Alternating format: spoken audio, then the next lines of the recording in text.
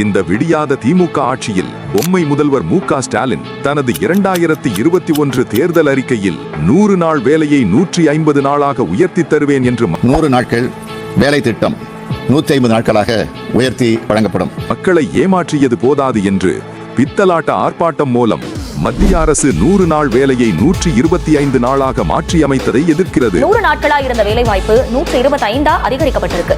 வேலை நாட்களை பொறுத்த வரைக்குமே இதுல 100 நாட்கள் அப்படிங்கிறது இருக்கு.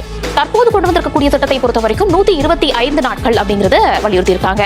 ஒரு படி மேல போய் 100 நாள் வேலை திட்டத்தை மத்திய அரசு நிறுத்திவிட்டதாக கூசாமல் போய் பேசுகிறார் அணைக்கட்டு சட்டமன்ற உறுப்பினர் நடிப்பு அரக்கன் நந்தகுமார்.